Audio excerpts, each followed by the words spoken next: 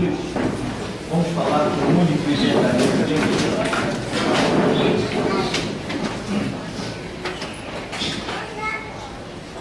Senhor amado, Deus Todo-Poderoso, nós te glorificamos por estarmos de pé confiante no Teu nome, na Tua palavra, ó Deus.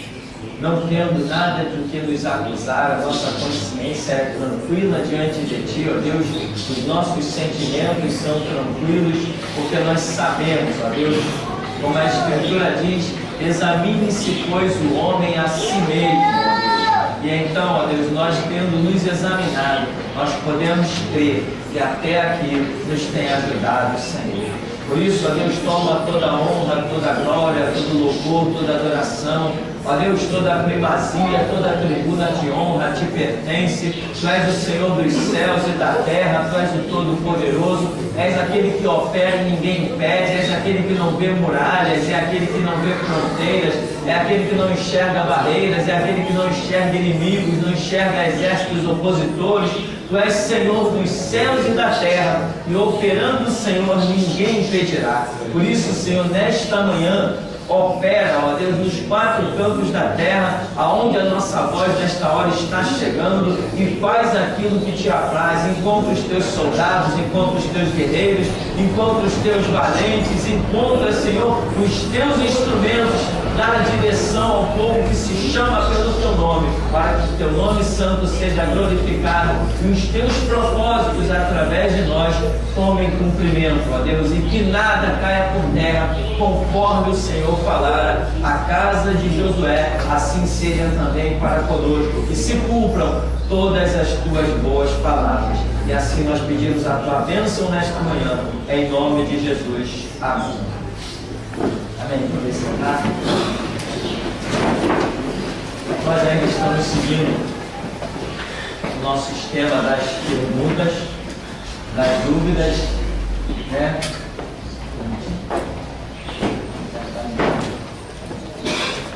De vez em quando, se surgir alguma pergunta também pela internet, nós queremos estar dentro da medida do possível, esclarecendo dúvidas, né? Que sempre são muitas.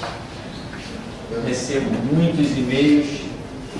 As dúvidas às vezes são um pouco inocentes e nós entendemos, porque as pessoas estão num mundo, numa igreja, onde o púlpito virou palco, né? Onde pastores viraram políticos, né? Não, eu não. Eu sou sacerdote, sou só isso, não sou mais nada.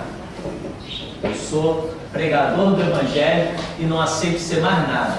Deus me chamou para isso.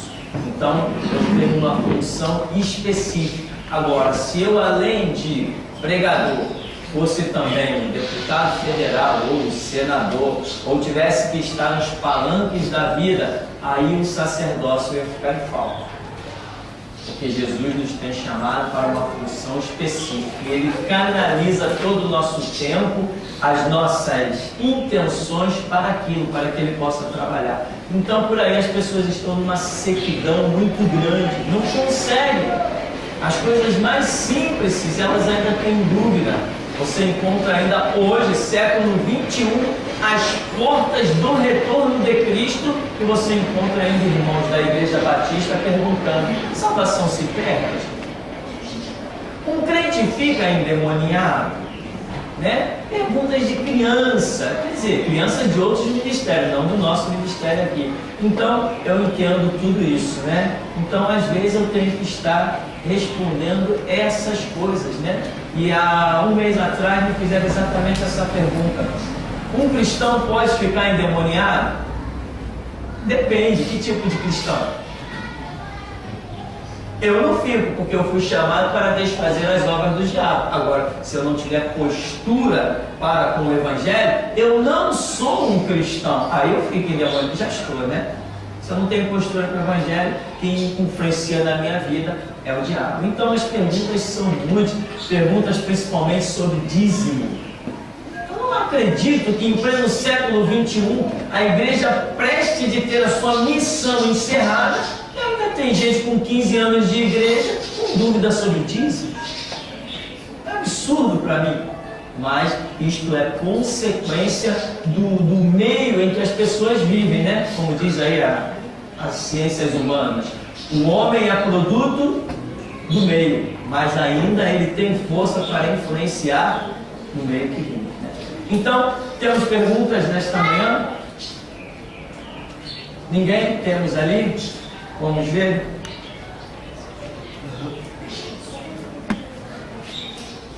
Pastor, essa é uma breve colocação até em relação ao que o senhor falou inicialmente sobre o sacerdócio. É fato histórico que sempre que Israel se desviava dos projetos que Deus tinha para esta nação, em vez de eles subjugarem as nações, eles eram subjugados. Aí a gente vê aqui em Isaías 61:6 a condição que Deus coloca aos sacerdotes do Senhor: mas vós tereis chamados sacerdotes do Senhor, e vos chamarão ministro de nosso Deus, comereis das riquezas das nações, e na sua glória vos gloriareis. Isso aqui dá a entender realmente que quem assume essa posição diante de Deus subjuga e não é subjugado. Mas quando a gente vê esses que foram chamados a serem sacerdotes do Senhor se inferiorizarem a, como o Senhor disse inicialmente, deputados ou políticos, eles perdem essa condição ao ponto de nós vermos hoje em dia que parece que o governo quer tributar a riqueza da igreja. Então isso é um sinal assim bem explícito de que quem se envolve ou foge do projeto de Deus, mais diretamente dizendo, quem se envolve com a política, perde o seu sacerdócio, porque aqui diz que o sacerdote do Senhor subjuga, mas não é subjugado. Seria por esse caminho. É interessante a colocação, né? Hoje nós temos leis, como eles dizem, tramitando no Congresso, ou no Senado, ou sei lá, em qualquer patifaria dessa. Lei que, por exemplo, visa tributar as igrejas, ou seja, a intenção é levar uma parte dos dízimos, né? Provavelmente eles vão colocar gente dentro de cada igreja, né? Para na hora que acabar o culto e colocar as ofertas, só se eles forem fazer isso. E olha para minha cara e vê se eu sou palhaço de deixar um agente do governo tocar naquela caixa. Você que está aqui, você toca naquela caixa?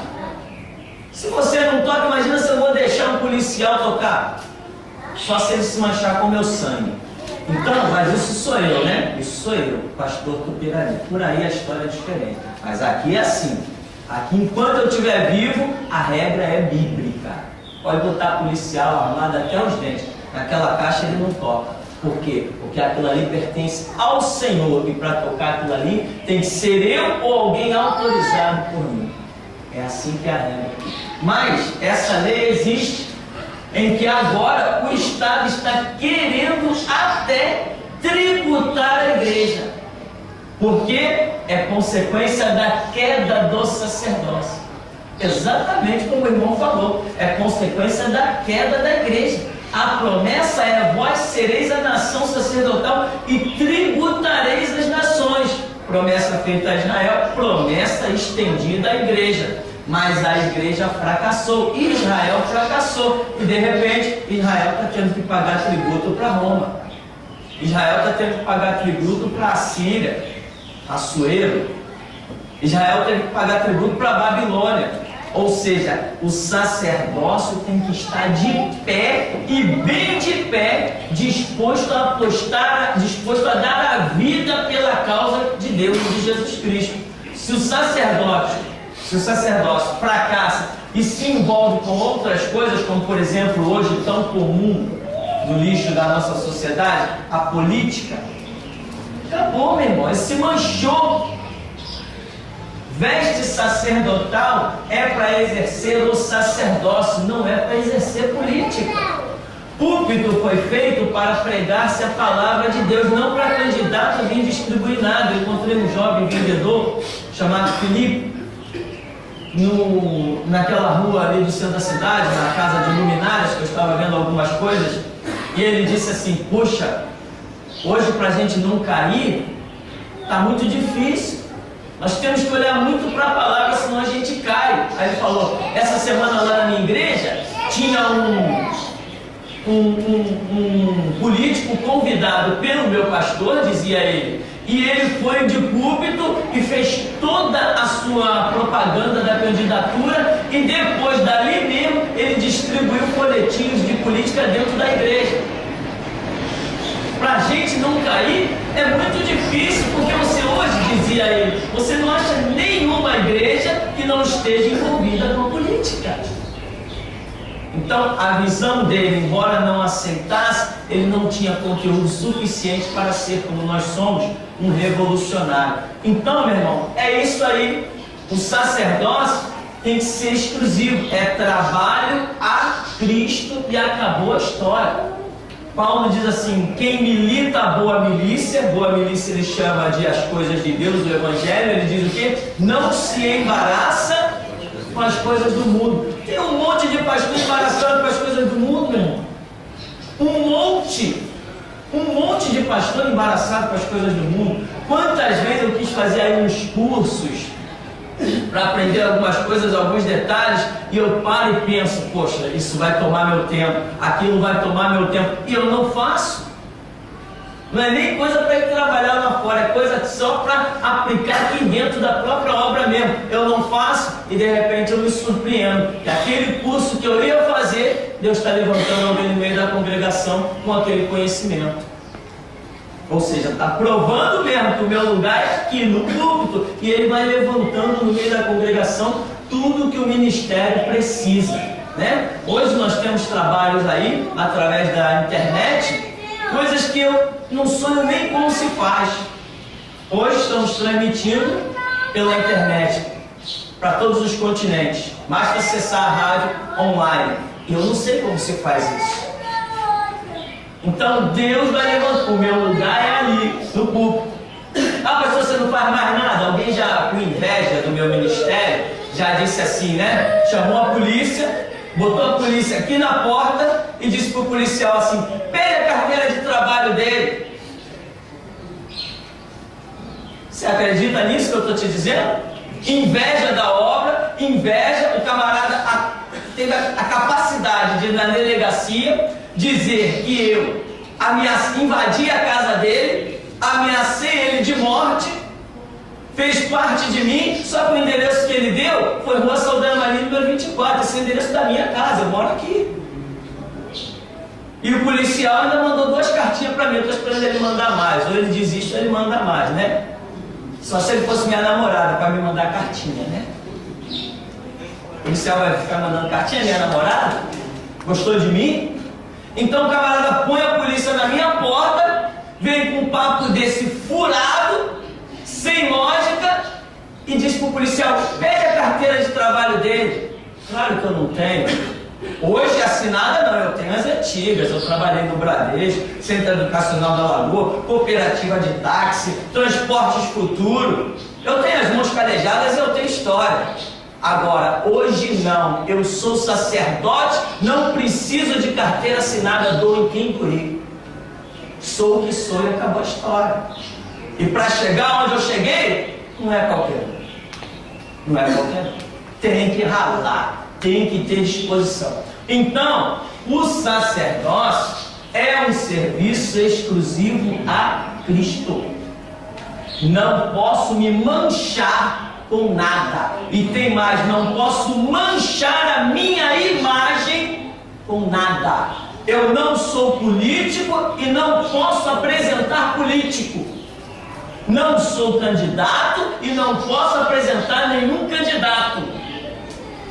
Assim como eu não sou, não posso manchar a minha imagem apresentando nenhum. Eu tenho que desejar que as pessoas sejam como eu, sacerdotes de Cristo, e não políticos de nações para ficarem lá votando se vai aprovar ou não a bandaleira da lei do homossexualismo.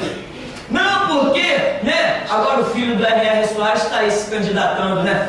Com a mentira de que ele vai lá para defender que os pastores não sejam obrigados a fazer casamento dos gays. Que importa? Deixa a lei ser aprovada e manda eles vir aqui casar gay. Pode aprovar a lei, eu voto a favor dela, que aprovem a lei e mandem entrar aqui na minha igreja para vir casar dois gays. Sacerdote é isso. Honra a veste que recebeu do Senhor. Vai até o fim, vai até o sangue. Não interessa as leis de lá. Então eu não quero que um irmão daqui vá lá naquele lixo da política e mergulhe naquela lama. Eu quero que você seja sacerdote disposto a dar a vida como eu dou. É isso que eu interessa. Isso que interessa. O resto é resto. Então, sacerdócio é o máximo que nós temos para alcançar de Cristo Jesus na terra. Tanto que a Bíblia diz: vós sois sacerdote do Altíssimo, comprado com sangue. Tem maior preço que esse? Que dinheiro ou que riqueza supera o preço de sangue? Então, conforme o irmão colocou muito bem, se a igreja está de pé, ela está de pé pela história. Você vê que nos prenderam, né? O delegado lá falou assim: você está preso em nome da Constituição. Eu falei assim: besteira. Besteira. Fiquei preso 18 dias. Quando eu saí, fiz os trabalhos piores e mais terríveis. Por que não me mandou prender de novo? Porque ele reconheceu a minha força. Ele falou: quanto mais mexer, pior é. Esqueceram, me deixaram de lado. Ligamos para a televisão: olha, vai ter audiência do pastor Tupirani. Nós mesmo ligamos. Outras pessoas ligaram, eu também liguei. Vai ter audiência lá do pastor Tupirani, dia tal, no fora, vocês não vão cobrir não? Não, a ordem é não mexer mais nesse negócio. Por quê? Está com medo de mim? Eu não uso armas, eu não uso espada. Está com medo de mim? Eles reconheceram que a minha força é muito grande. Quanto mais mexe, pior é. Quanto mais mexe, mais eu cresço. Então, sacerdócio é isso, é intocável, é inviolável. Se nós nos mantivermos na posição correta, mil cairão ao nosso lado, 10 mil ao nosso direito, nós não seremos atingidos. Mas se fracassarmos, meu irmão, se fracassar, qualquer palhaço passa aí e te dá na cara. Você tem que estar firme, com disposição de defender o sacerdócio, aquilo que Deus confiou na sua mão. Então, esta é a postura que eu tenho e esta é a posição que eu realmente entendo dessa parte da escritura aí, de Isaías 61, que foi lido, que nós seremos nação sacerdotal, né? Ou seja, se alguém vai ser tributado, não seríamos nós. Hoje a igreja deveria estar dominando o mundo. Imagina se as Assembleias de Deus não tivessem caído. As Assembleias de Deus são 40 milhões de membros. Eu queria ver algum governo se levantar contra 40 milhões de pessoas. Queria ver hoje, nós evangélicos, se as Assembleias de Deus não tivessem caído, profanado, pisado no sangue de Cristo, envergonhado o Evangelho, se as Assembleias não tivessem caído, hoje nós daremos ordem para presidente, como Eliseu dava, como Elias dava para os reis e governadores. Só que a queda da igreja fez que o Estado se sentisse maior, mais forte. Eu estou aqui como representante do sacerdócio de Cristo. E eu sozinho